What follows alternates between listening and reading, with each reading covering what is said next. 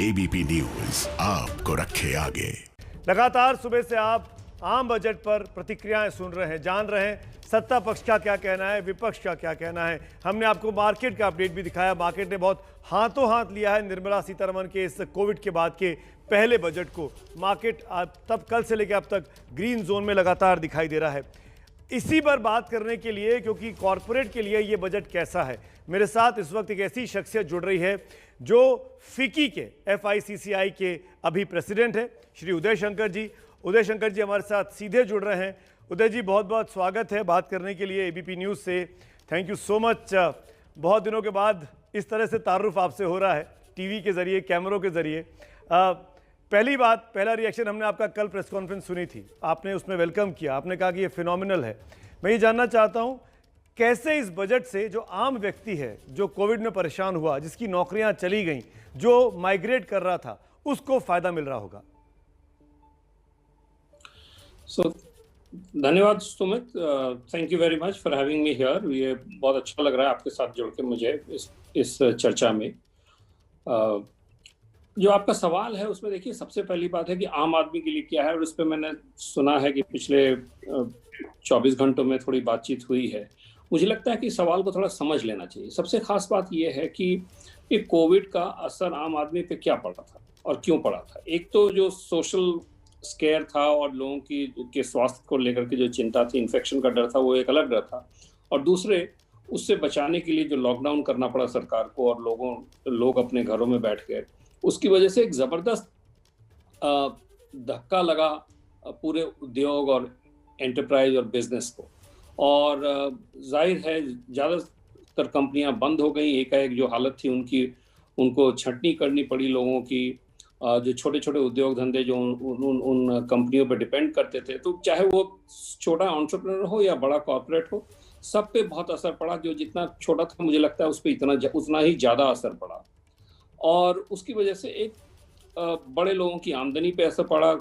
करोड़ों लोगों की नौकरियां चली गई, चाहे वो डेली वेज वर्कर्स हों, चाहे वो एम्प्लॉयज़ हों, चाहे वो सेल्फ एम्प्लॉयड हों।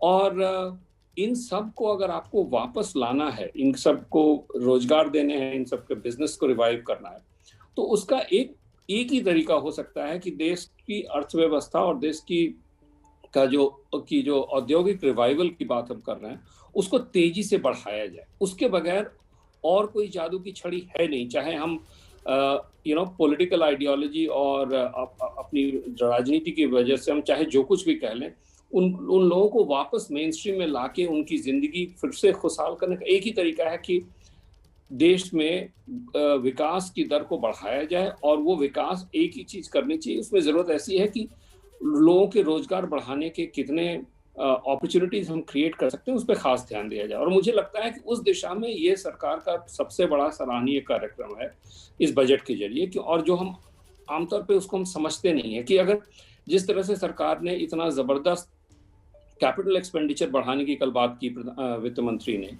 और वो कैपिटल एक्सपेंडिचर अगर आएगा, तो जैसे ही कैपिटल एक्सपेंडिचर होता है तो उसके लिए, उसको इन्वेस्ट करने के लिए, और उसके बाद जो ग्रोथ होता है उसका सबसे बड़ा फायदा होता है जो वेज सीकर्स है, क्योंकि नए लोगों को रोजगार मिलते हैं।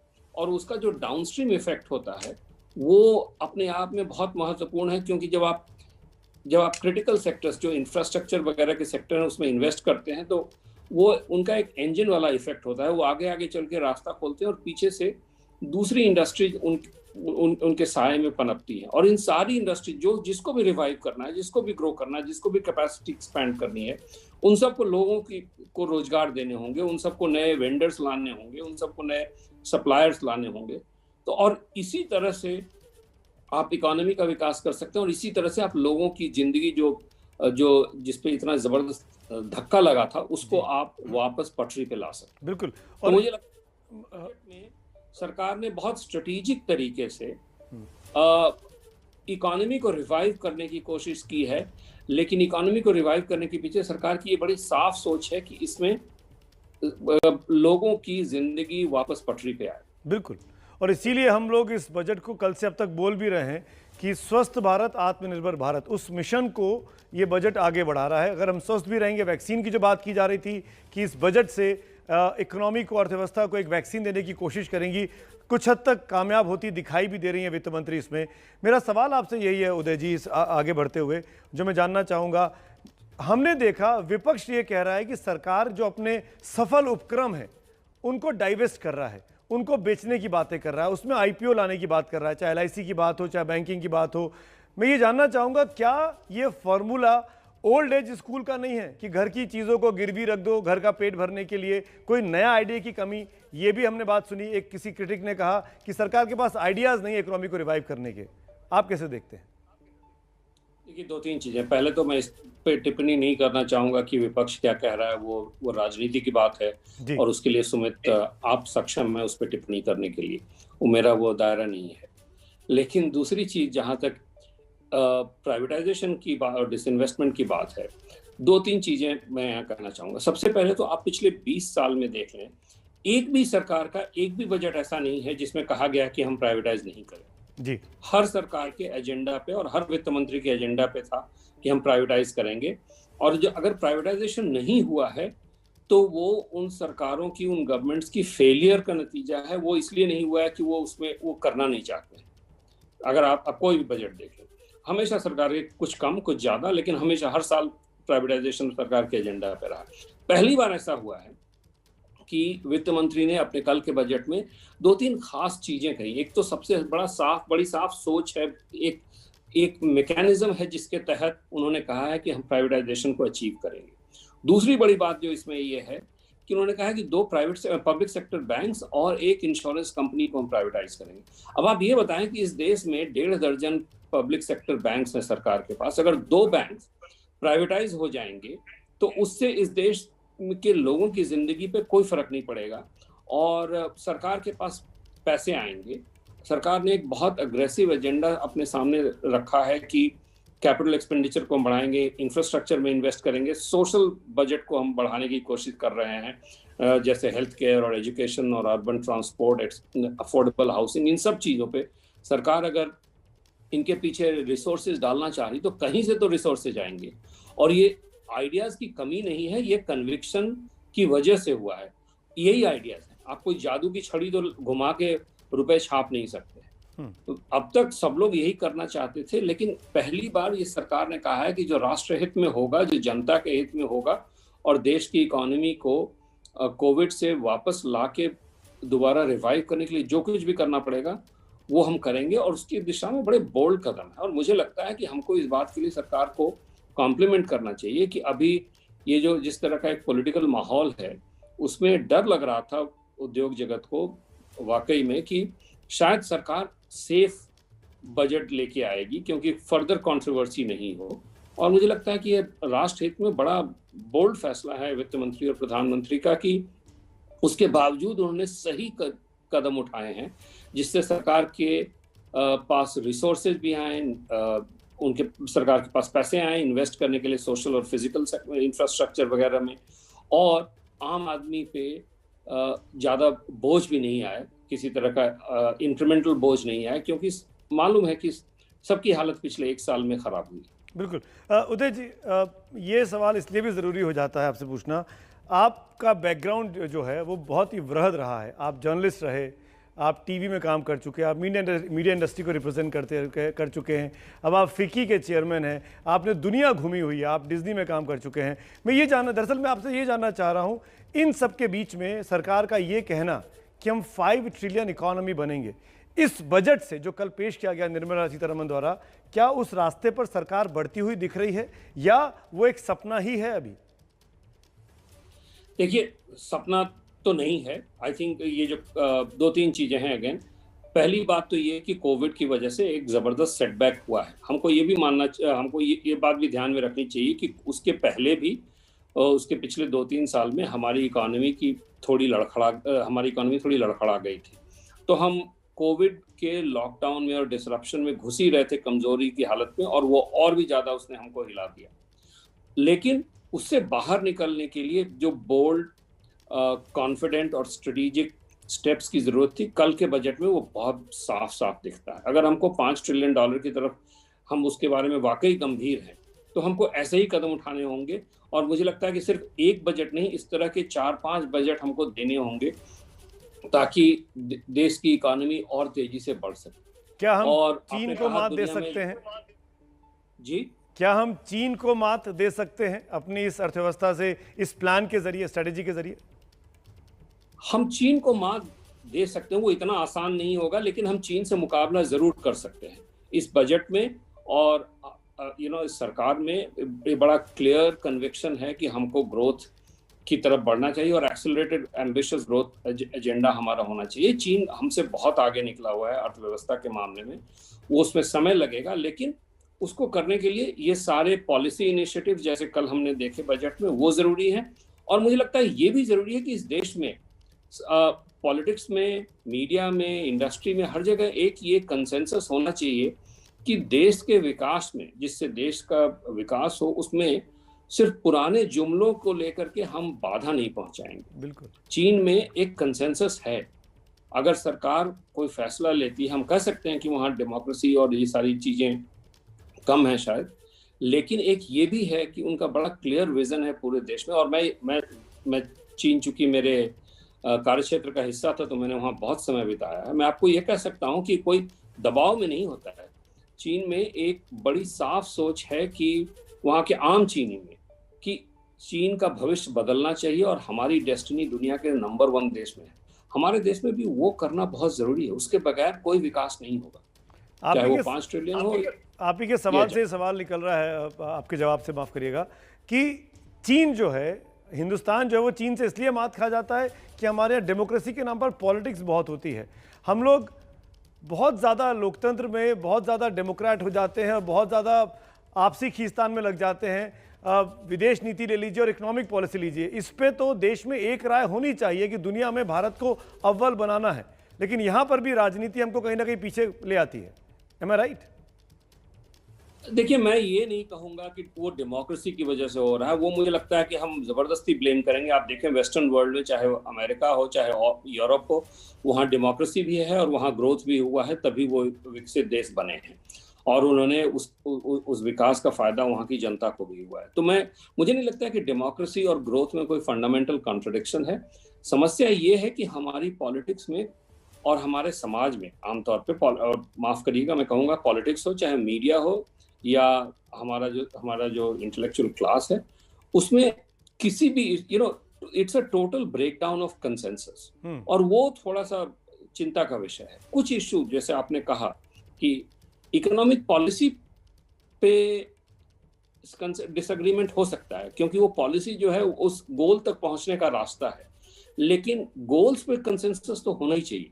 आप सोच सकते हैं कि इस मुकाम पे मैं इस रास्ते से जाऊंगा और मैं सोच सकता हूं कि मैं अलग रास्ते से जाऊंगा, लेकिन ये मुकाम हासिल करना हमारे लिए जरूरी है, ये इस पे कंसेंसस तो होना चाहिए। और मुझे चिंता ये लगती है कि हमारे यहाँ वो जो लार्जर कंसेंसस हैं, जो जिससे पूरे देश का और हमारे 135 करोड़ लोगों का भविष्य जुड़ा हुआ है, उस पे भी कंसेंसस धीरे धीरे टूटते जा रहे हैं, वो चिंता का विषय है। और अब मुझे डेमोक्रेसी से जोड़ा जाना चाहिए। ठीक, लेकिन अब मैं उस क्षेत्र में लाना चाहूँगा आपको जिसको लेकर चर्चा कर रहे हैं हम लोग, क्योंकि आप मीडिया को रिप्रेजेंट करते हैं।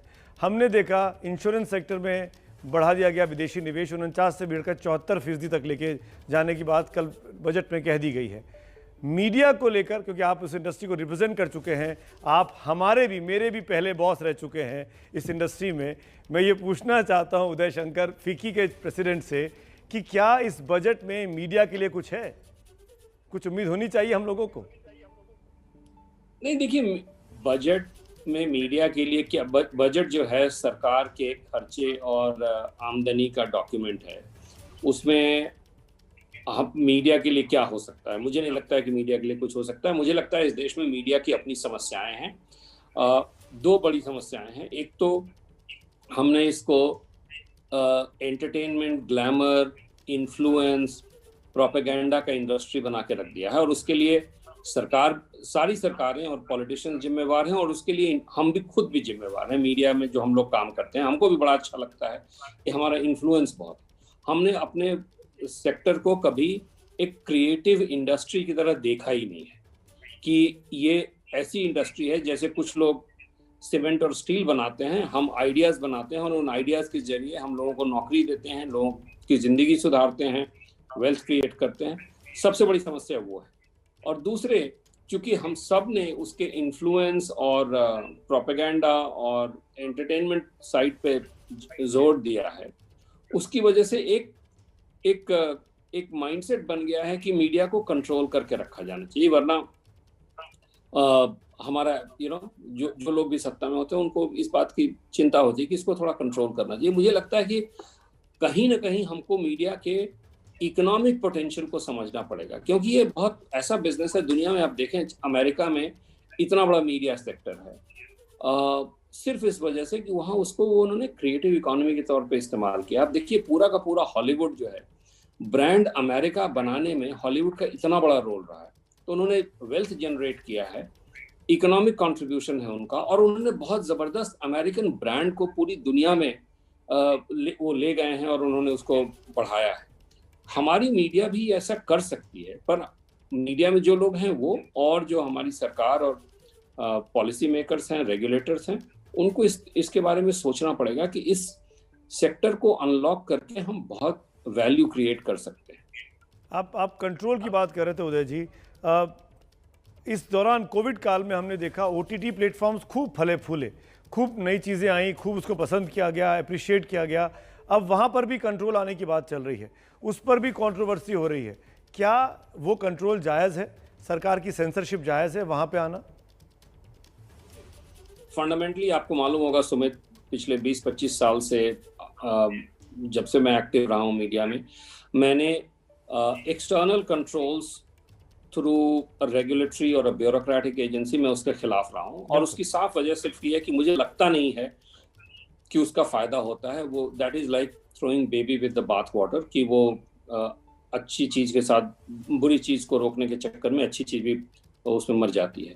तो मुझे नहीं लगता है कि मैं उसके पक्ष में हूँ। लेकिन जब आप किसी भी देश में काम करते हैं तो आपको आप अपना बिजनेस बनाते हैं या कंटेंट बनाते हैं या कुछ भी करते हैं, तो आपकी भी कुछ जिम्मेवारी होनी चाहिए। मेरा मानना, और ये थोड़ा कंट्रोवर्शियल पॉइंट है, मेरा मानना है कि सेंसरशिप तो बिल्कुल नहीं होनी चाहिए, क्योंकि उससे फ़ायदा कुछ नहीं होता है और वो रिग्रेसिव हो जाता है। धीरे धीरे वो स्ट्रक्चर डोमिनेट कर जाता है सब्सटेंस पे।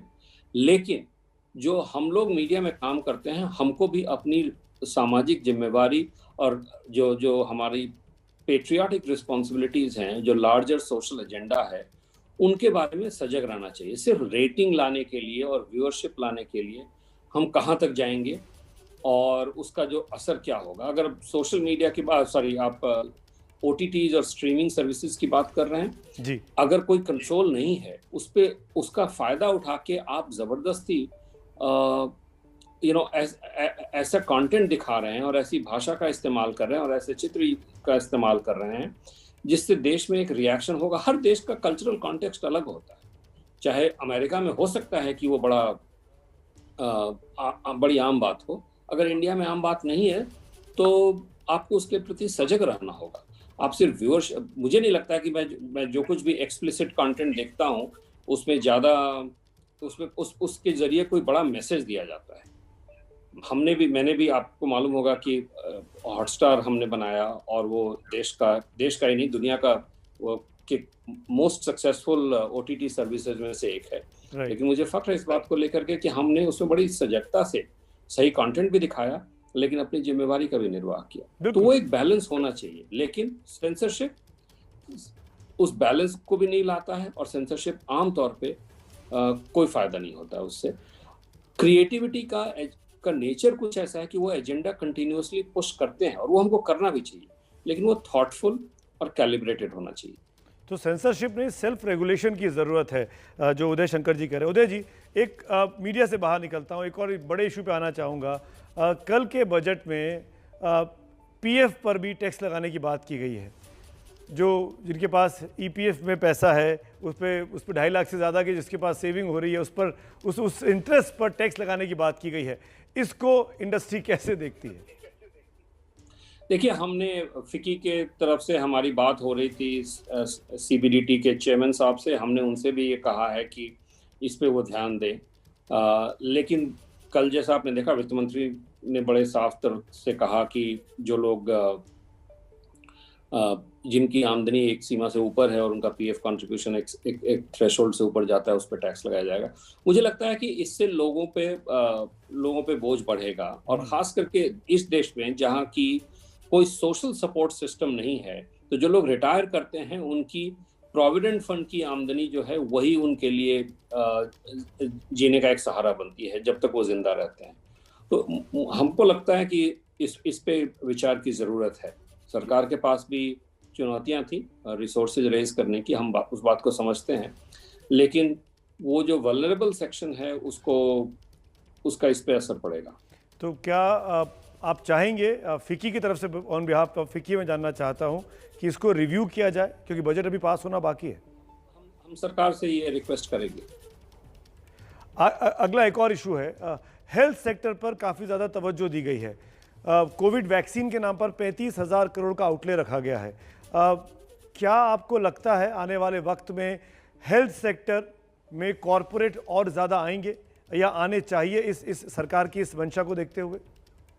देखिए, आप इस बात को समझें कि इस देश में जो हेल्थ की बुनियाद रखी गई थी अंग्रेज़ों के ज़माने में, वो कभी 135 करोड़ लोगों को हेल्थ सुविधाएं पहुंचाने की बुनियाद ही नहीं थी, और उसी बुनियाद पे हम बिल्ड करते रहे हैं।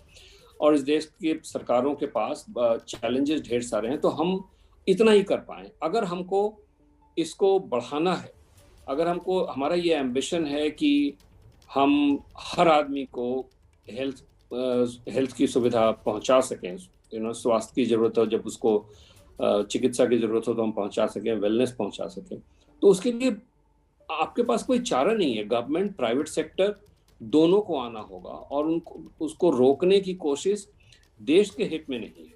दूसरी चीज, मुझे लगता है कि पहली बार इन प्रॉब्लम्स को सॉल्व करने में टेक्नोलॉजी एक जबरदस्त हथियार साबित हो सकती है।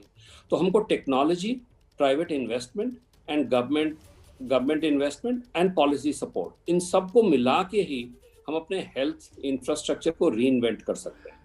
कल जो फाइनेंस मिनिस्टर ने बजट में कहा, वो इस दिशा में एक बहुत बड़ा कदम है, लेकिन अभी उसको और भी फॉलो थ्रू करने की जरूरत है साल दर साल। एक आखिरी सवाल उदय जी आपसे, सरकार ने हर उस वस्तु पर आयात महंगा कर दिया है जो देश में बन सकती है। आत्मनिर्भर भारत की ओर जाने की ओर कदम है इसको इस तरीके से देखा जा रहा है। कोई भी चीज़ आप इसको कैसे देखते हैं? क्या इंडियन इंडस्ट्री, स्वदेशी निर्मित जो चीज़ें हैं, उनको बढ़ावा मिलेगा इससे, इस पॉलिसी से? पॉलिसी से बढ़ावा तो ज़रूर मिलेगा, और कोविड की वजह से जो सेटबैक हुआ उसका भी फ़ायदा है, और मुझे लगता है कि सरकार को कदम उठाने चाहिए अपनी इंडस्ट्रीज को प्रोटेक्ट करने के लिए। हर इंडस्ट्री करती है, लेकिन सपोर्ट और प्रोटेक्शनिज्म में जो फ़र्क है उसको हमेशा ध्यान में रखा जाना चाहिए, क्योंकि प्रोटेक्शनिज्म फाइनली देश और समाज के हित में नहीं होता है। और मुझे लगता है कि प्रधानमंत्री ने लगातार ये कहा है कि हम आत्मनिर्भर बनना चाहते हैं, लेकिन हम ग्लोबली कंपेटिटिव होना चाहते हैं। जो ग्लोबल सप्लाई चेन हम उसमें पार्टिसिपेट करना चाहते हैं, और अगर ये सारे मूव्स हमको ज़्यादा कंपेटिटिव बनाते हैं तो मैं उसका पूरा स्वागत करता हूँ। जी, उदय शंकर, बहुत बहुत शुक्रिया, धन्यवाद वक्त निकालने के लिए, जुड़ने के लिए। हमेशा की तरह आपसे बात करने में फिर आनंद आया। Thank you so much, sir. Thank you. Thank you, Sumit. Thank you very much. Always a pleasure.